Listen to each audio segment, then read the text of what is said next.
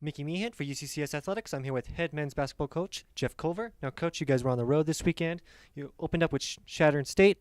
You lost to them 90-75. You were only down by 4 points after the first half, though. Comments on that game? Yeah, it's a tough road weekend for us, but Chadron, played really well. Great environment up there. Fans really came out and supported them. I think they set an attendance record at their newer facility there, and I think that affected us a little bit, especially some of our younger guys, to be honest with you.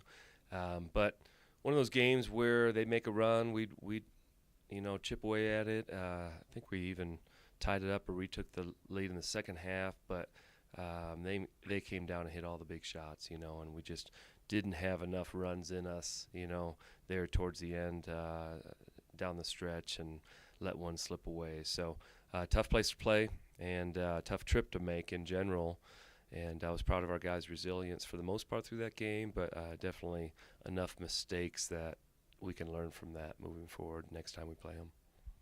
Now, a positive from the game, you did have Elijah Ross contribute 23 points. Jerron Clark had 16 points, the bigger one being Elijah Ross, getting him back into the mix. Comments on his performance in that game? Yeah, he played really well. One of those games, again, where we weren't generating offense the way we would like. I think we're at our best when the scoring is balanced. And then we know that the ball is moving and we're taking advantage of what the defense gives us, and we're that much harder to guard.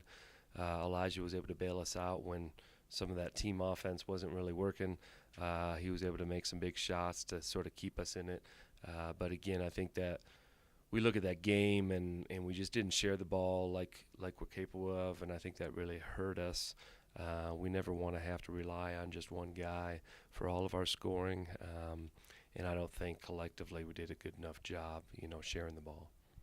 Moving forward on to Saturday night, you played Metro State University, a big rival of yours. You fell to them 93-81. You were down 52-41 at the end of the first half, and you were outscored 41-40, so only down by 1 point in that second half. Comments on that game? Yeah, we let their shooter get off in the first half. I think he had 21 at the break, only had 2 more points the second half, but they got a couple good guards, transfer guards in that can really do some things. And, back-to-back nights where we let our opponents really shoot the ball well, and part of that, hats off to them. They made the open shots, but we certainly can learn from that and make some adjustments defensively. I thought we were a step behind on some of our rotations, especially Saturday night. And once you get a team like that going at home, it's tough to, negate that. It's tough to catch back up. So,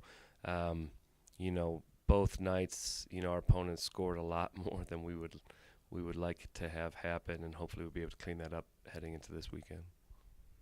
From that game, you had Brandon Malone contribute 21 points, so just as another positive takeaway from that.